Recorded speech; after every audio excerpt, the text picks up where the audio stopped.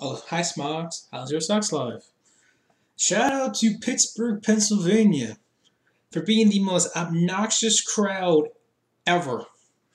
Or at least since Chicago, Illinois, because them just full of disgusting, greasy, nerdy, just ugh, smarks. It's just absolutely gross.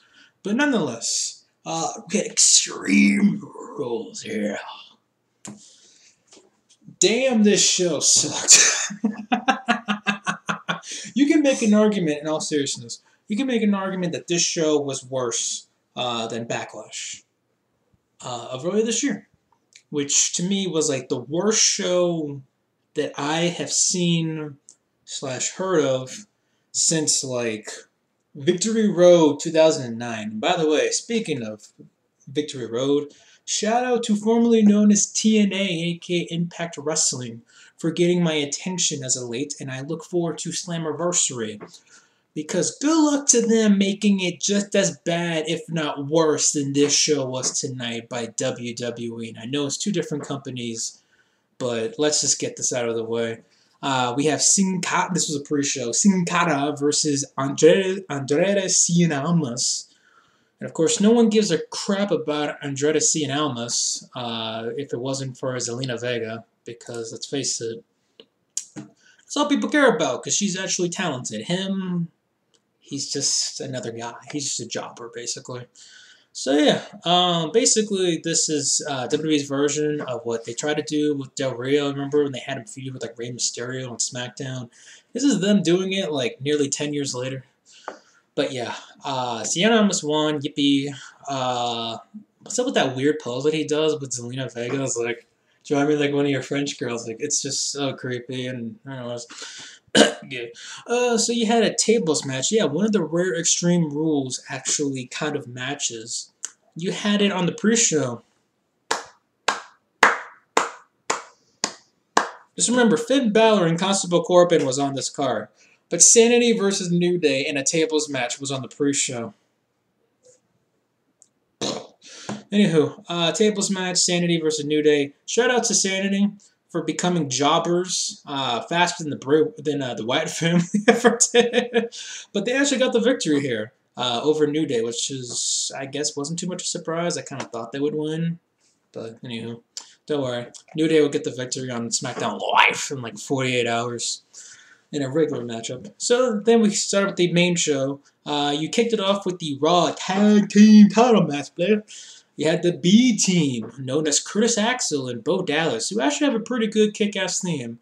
It's just pretty sad you gave a kick-ass theme to a freaking Jamoke comedy jobber tag team, basically. And I'm going to say, oh, they jobbers, Chris. They're undefeated. It's Curtis Axel and freaking Bo Dallas. Those are two freaking jobbers, alright? Just because they're pushing two jobbers off us doesn't mean that they're no longer jobbers. Especially when it's only been them having a winning streak for like, what, 4 or 5 weeks?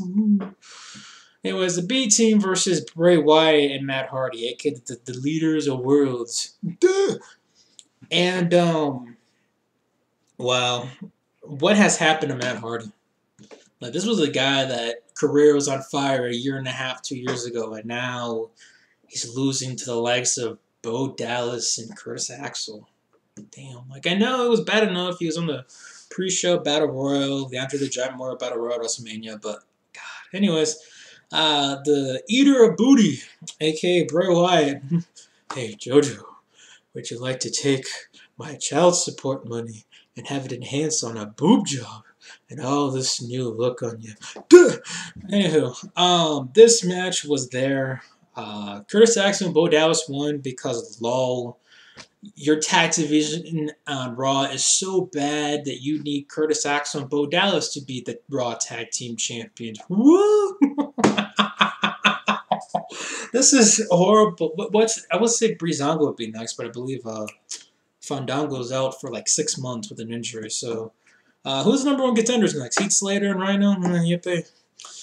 Anywho, God, that's just horrible to think of. Speaking of horrible to think of, Finn Balor versus Constable Baron Corbin. And so Baron Corbin's gimmick is just that he's basically this generation's version of Chief Morley. He's Stephanie McMahon's bitch, and so he's just there to be the constable. Did like Vince McMahon just look up constable like randomly in the dictionary once and said, "Yeah, give this to Baron Corbin, XFL." So Finn Balor and Baron Corbin, two people that I think not many people care about, especially Finn Balor. And I've said it before, I'm saying it again. Finn Balor to me has yet to impress me. Everyone keeps saying, "Oh, Finn Balor is such a great wrestler." He has never put on a good match in my eyes. I've never seen a match where he's put on a good match with just him one-on-one. I don't want to hear no. Somebody actually tweeted me out earlier tonight about, oh, what about the WrestleMania triple threat match? The triple threat match. Finn Balor was like dead most of that match, and it was just basically Miz and Seth Rollins going at it for the IC title at WrestleMania. So don't give me the whole crap. And the SummerSlam match 2 years ago was also crap. All right, that match sucked. It was terrible. The crowd shat all over it. It was just god awful. But anyways, Finn Balor wins via roll-up. Yes, the little man wins via roll-up over Constable Corbin, which to me makes no sense because he's supposed to be an authority in charge, right? He can easily tell a referee, nah, screw you. He used the tights. He cheated. I'm the winner. But no, that made too much sense. I guess, whatever. Feels bad, man. So you have the SmackDown Women's I hate this company so much. You have the SmackDown Women's Championship. I don't even mad with this result. I hate it because it's so freaking comical. Everything's just comedy at this point. Like WWE is just like, oh, we get $1 billion contract from Fox, so we're just stupid. Anyway, SmackDown Women's Title match: Asuka versus Carmella. And, basically, shark cage match, where basically James Ellsworth's in a shark cage. Lol, you know how this goes. Somehow, some way, James Ellsworth got out of the cage, shark cage, and he's hanging upside down like a Viva Pinata. Shout out for those who remember Viva Pinata on the Xbox 360. And anywho, he's just hanging there. Asuka's giving him the kicks, because lol, everyone in this company does a kick. And she gets thrown into onto the cage, on the side of the cage by Carmella. And Carmella wins. Rest in peace to Asuka's career in WWE. If it wasn't dead before, it sure as hell dead now. Losing at WrestleMania, ending her streak. And then she lost, what, 2 straight matches to Carmella? Or was it 3? It was 2, right? It was 2. No, they had 2 or 3, whatever. Point is, Asuka's gone, alright? Just, woo! I'm telling you, the only one that never came from like Japan within the last few years that benefit is AJ. Everybody else is just jamokes. And I'll get to that in a second. Speaking of jamokes, the king of dog style, the king of strong style, versus Jeff Hardy. And I guess Jeff Hardy supposedly might be going to jail soon because he has his DUI arrest. Well, at least he's injured. I know he's injured. So at least there's that. Also, I think he has to spend some time due to his DUI arrest, basically. So the United States title match, Shinsuke Nakamura, Jeff Hardy. This match ended in like 15 seconds. Shinsuke wins with the Kinshasa after hitting a low blow to Jeff Hardy because, lol, his gimmick is just, I kick everybody in the balls or punch him in the balls because Vince finds it funny where guys' balls are being busted. He goes, yeah, get him in the balls. Yeah. Shinsuke wins. So Shinsuke Nakamura, wait a minute, Shinsuke Nakamura was booked as like this new thing, this new star, this Japanese god. Yeah, no, it's me. Loses like 1 billion matches basically to AJ Styles for the WWE Championship just so he could win the US belt. Yeah. And then after the match was over, made his return randomly and made his attention to Jeff Hardy and dropped an RKO out of nowhere on him. And Nakamura was like, what the hell? So it was really weird because Orton got booed, so I was like, okay. Orton attacked a babyface for no reason. Okay, Orton's a heel. Shinsuke's a heel, though. This makes no sense. Like Vince Russo booked the show. Is Vince Russo secretly working for WWE? I've seen his podcasts. It's pretty funny, actually. Really entertaining. But anyways, moving on. God. So you had a steel cage match, which makes no sense, between Strowman and he's going to bring about change, Kevin Owens. And this is such ass backwards. It's not even funny. Like, Kevin Owens is, like, clearly the babyface here, but he's supposed to be a heel because, lol, it's Kevin Owens. And Braun Strowman's supposed to be the babyface, even though he comes up as a total prick, so that's him being a heel. Because, even though he's a babyface, supposedly, like, putting Kevin Owens in a porta potty and blah, blah, blah, whatever, it was just so freaking stupid. Like, this rivalry started because Braun Strowman threw Kevin Owens from a ladder through the announcer's table. And now Braun Strowman's having a match with Kevin Owens in a steel cage. It was whatever. And then Braun Strowman, the moron that he is, because we're believed that Braun Strowman is a big badass, but spoiler alert, he's a freaking moron, picks up Kevin Owens from the top of the steel cage and essentially chokeslams him right through the announcer's table. And you obviously know the rules of a steel cage match. First one to get out of the cage wins. Well, guess what? Kevin Owens got out of the cage first, so you're winning, Kevin Owens. It's just such ass. I mean, you got a little holy shit chant, but like fucking. So Braun Strowman, you know, the Mr. Money in the Bank. Can't believe I'm saying that. The guy who won the greatest Royal Rumble. No one cares. Freaking. Loses the match because he throws Kevin Owens off the cage. This company sucks so much. Oh my god. Oh man. That was great. Oh, by the way, I almost forgot to mention, there was a segment earlier in the show where Kane was attacked from behind by the Bludgeon Brothers, and he had an injured knee, apparently. And, yeah, basically code for, I gotta go win the mayor, being the mayor of Knox County, Tennessee, y'all. So we had a SmackDown Tag Team title match. Team Hell No versus the Bludgeon Brothers. And the first, Daniel Bryan came out by himself, no Kane. Then it was the Bludgeon Brothers. So essentially it was a handicap match for a little while. Kane comes out, limping and all. And Harper got tagged in. They did like a double team move from the corner on Bryan. Harper gets a cover, 1, 2, 3, as Kane takes like molasses in an igloo's attempt to try to break the cover and fails miserably. And the Bludgeon Brothers retain. So yeah. That whole Team Hell No reunion was just for kicks for like a few weeks, I guess. I don't know. I know Bryan's contract was expiring, but supposedly he has supposedly signed a new contract, so I don't know. And Kane's probably gonna retire. It's crazy that Kane's gonna retire before Undertaker is. How sad is that? And Kane's gonna be a mayor. I mean, at least Jesse Ventura was a governor. A mayor. Okay, then. So then we had a match where a lot of people thought Smarks were going, oh my god, the main event. It wasn't the main event, spoiler alert. If a girl, Roman Reigns versus Bob. I mean, Bobby Lashley. I'll be son of a bitch. And this match was very slow.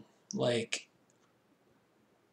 very slow. Like, it wasn't just like, oh, they're barely moving. It was like, I can't tell if they're moving. I mean, this was probably Roman Reigns' worst match in recent memory. These guys just don't click. I don't know if it's probably the first time they ever run. They probably did some house shows together. I'm not entirely sure. But if they did, they got nothing out of this because this was not a good match. It was a long match, too. It's not like, oh, well, this match lasted 5-10 minutes. No, this was like a good 15, 20, 25-minute match.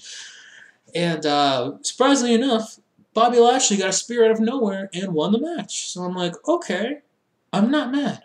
I'm not mad at this. Especially the idea that possibly Bobby Lashley could be feuding with Bork Laser, who apparently is too busy thinking about Daniel Cormier and UFC in January. So hopefully, maybe Bobby Lashley can win the Universal Championship. I won't be surprised they make it a triple threat at SummerSlam and if a girl wins it, and now the marks are going, oh, yeah, that thing, I can't. But, you know, it's okay when Roman Reigns is shut down her throat, but if it's Alexa Bliss, I take that backwards. If Roman Reigns is shut down her throats, it's like the end of the world. Alexa Bliss happens, all is well, because she's hot. That's just Smark's freaking concept. I just swear, for women, it's like the opposite, you know what I'm saying? Like, they can't stand Alexa Bliss, but they like Roman Reigns because he's attractive. Anyways, moving on. By the way, they showed Ronda Rousey at ringside with her husband.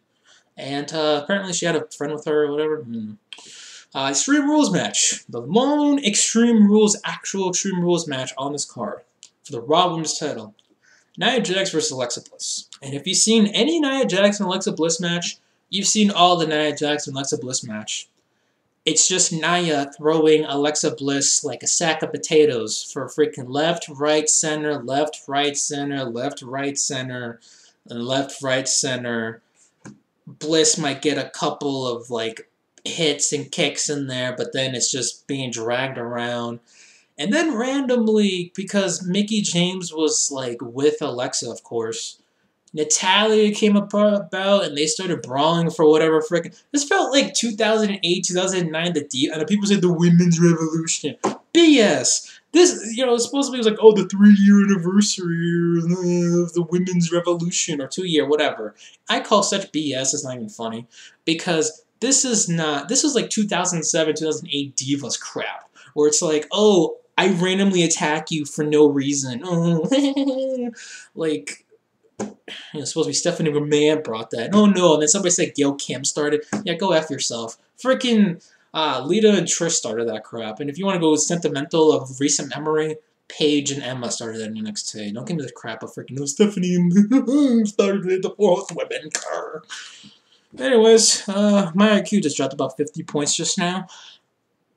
Bliss hits Nia Jax with a steel chair randomly out of nowhere, and then hits it with another one. And then she hits a DDT on the chair. 1, 2, 3. Alexa wins. So Ronda Rousey being there was like no point whatsoever. I know she chased after Alexa and whatever, but there was basically no point of Ronda being there. Just because, oh, look, guys, Ronda Rousey's there. She's suspended, though. And who's ready for Alexa Bliss versus Ronda Rousey at SummerSlam? Our worst case scenario, Nia Jax gets added in that match. I don't mind Nia. She seems like a nice girl, nice woman. But her and Alexa, I mean... God. I don't know if they're best friends or not anymore. That's for another story, but... Anyways, back to this crap. The WWE title match. Rusev Day. Rusev. Machka. Versus the champ. The world champ. AJ Styles. For the WWE Championship. And, it's really sad, too, because this is actually a matchup on paper I wouldn't mind seeing, because I like Rusev. Rusev seems like a cool, charismatic guy. He's not terrible in the ring. AJ Styles, obviously is a well worker. But, to me at this point, I said it on Twitter, AJ Styles' WWE title reign is pretty much the equivalent of CM Punk's. When they had the Summer of Punk, when CM Punk had that long, over a year title reign, where it's like... He's basically being booked in the middle to kind of the end of the pay-per-view, but he's not main eventing type of deal. And, it's an indie darling doing it. It's not, CM Punk obviously was a big indie darling. AJ Styles is a big indie darling. Except the only difference is AJ Styles doesn't come out as a miserable you-know-what. And at least AJ Styles believes in God. Now, granted, AJ Styles and his political beliefs go far, literally right compared to what I'm used to. But anyways, moving on. This match was okay. Aiden English tried to get involved several times. But, of course, since Aiden English is a big goof, It didn't work out for him and Rusev, as AJ hit the phenomenal forearm off the apron. 1, 2, 3. AJ wins, retains, yay! And I don't know, AJ faces Samoa Joe next, even though supposedly, I would say that, but supposedly Samoa Joe was like attacking Ty Dillinger at the pre-show on SmackDown Live, just not live. So, yeah, I have no freaking clue. Oh boy, and then we finally go into the main event. You probably think, wait, Chris, you just mentioned the whole card, didn't you? Nope. It's time for your 30-minute Iron Man match for the Intercontinental Championship. Seth freaking Rollins and Wet Noodle Dawson. Oh my god. I'm crying out of like anger and laughter at the same time. That makes any sense. This is so stupid. It's 2018 and you're having Dolph Ziggler main event. Can we get the solo brand pay-per-views back, please? Because at least that might have an excuse for that. This is dual brand pay-per-views, and you're having Dolph Ziggler main event. This name Dolph Ziggler literally had the words evil on his ass, on his freaking attire. Woo! His trunks. And of course, his good buddy, Drew McIntyre, was at the color. I've changed my ways. Oh god, this match sucked. This was so bad. They didn't even have a freaking hype promo, like a video package before the match. It was just like, oh yeah, here's a match, guys. So yeah, 30-minute Iron Man match. Here we go. There was like, I think Seth got like 3 falls in within a span of 10 minutes. I kid you not. And the 1 or 2 of them, to the top of my head, was because of Drew McIntyre literally interfering right in front of the referee's vision, attacking Seth Rollins, which is so freaking stupid. And then Seth Rollins pulled his best, like, Golden State Warriors impression, had a 3-1 lead, and just blew it right there. Because next thing you know, it was like 4-3. And then Seth got a freaking fall within like the final 5 minutes or so. The final like 2 minutes or so. And then the match ended in a draw. And then it was like, oh yeah, the match ends in a draw. You're a winner. And still, you know, it's in a draw. And still, you're Intercontinental Champion, Dolph Ziggler. And I was like, okay, this is stupid. This makes no sense. Oh, by the way, before I forget, I almost forgot about this too. I apologize. While every like minute, the crowd was chanting the 10 count, like when it was 10 seconds. It was like 10, 9, 8, 7, 6, 5, 4, 3, 2, 1. And then went, and then it was like 4:59. And then after it was like 4:01, 4 minutes. And there was like 3:59, 3:58. And I'm going, oh my god. Pittsburgh, you freaking suck. It's bad enough like Steelers fans are freaking obnoxious. And I don't know about Pittsburgh Pirate fans or Penguin fans, but Pittsburgh, you deserve an L tonight because you were so obnoxious and so freaking ridiculous. And the funny thing is, they're such freaking hypocrites. They go over and say, I'm so sick and tired of Roman in the main event, man. You don't get Roman in the main event. You get your 2 favorites. I don't know how anyone still likes Dolph Ziggler, but more power to you, I guess. Seth Rollins, Dolph Ziggler, main event. There you go. And yet you still shit on it. This is why I can't stand freaking Smarks, because they're so obnoxious. You get what you want, you still complain, and you still ruin it. Go fuck yourself, seriously. So anyways, Kurt Angle comes out, the big Pittsburgh guy, and he demands overtime, so we get sudden death. Within like 8 seconds, Drew McIntyre gets on the apron, distracts the referee. Ziggler hits a super kick, gets a zigzag out of nowhere. 1, 2, 3, Dolph Ziggler wins. So after all that, Dolph still wins. And that's how you end the show. No Dean Ambrose, no Jason Jordan, no anyone to help Seth fight off Drew McIntyre on the 201. Not even Roman. Roman didn't even help out his buddy. I didn't even think about that until now. I know he had a match, but it was about an hour or so before this match even happened. So at least Roman would be a little bit rested up a little bit. It wasn't like right after. But, oh my god. This show sucked. Alright. I thought Backlash was trash. At least Backlash had like one or two moments I kind of enjoyed for like the wrong reasons, but I still enjoyed them. This was just straight up garbage. And the fact that this pay-per-view is the last pay-per-view before SummerSlam, you kind of think to yourself, okay, well, this is supposed to be building up to SummerSlam, basically. Like, this is the road to SummerSlam. It's just so bad. Because you kind of see what they're going for still. Like, oh, like, Becky Lynch is probably going to be facing Carmella next, and she's going to have to deal with James Ellsworth again, lol. But, and, other matches such as that, and, Roman, Bobby Lashley's probably going to face Brock, but Roman might have a last say in it, and so on and so forth. This still sucked. This was garbage. Alright? And I don't know how you can defend this. Because at least at Backlash, to the top of my head, Rollins and Miz was pretty good. Now, I thought the whole, kicking out of finishers, 2K18 style was BS. But still, it was still a fun, entertaining match. There was not one match on here that I thought, man, that's a pretty good match. Or at least a decent match. Well, I was going to say decent match. Rusev and Styles was meh. But there wasn't really like a good match. That's what I'm trying to say to you. And it was just a lot of just BS, a lot of stupidity. And you probably think, well, Chris, you were just laughing right now. I was laughing. Because it was stupid. Wrestling is not supposed to be stupid. I just watched Impact Wrestling several days ago on Thursday night. And for the first time all year, I watched professional wrestling. And before it says, what about Lucha Underground? I don't have the El Rey network anymore. And I can watch on YouTube, but anyways. I watched wrestling and I didn't feel stupid. The ending was kind of dumb with the whole thing with Su Yung and Madison Rayne, lol. But I didn't feel like my intelligence, my time was wasted. I actually enjoyed the show. Which is why I'm going to give Impact Wrestling one more shot at Slammiversary next weekend, next Sunday. And I'm watching Impact this Thursday. And from there on out, I might even do some Impact reviews. Who knows? But this is just so stupid.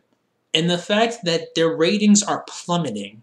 And the fact that less and less people are going to their live shows. Not just their house shows.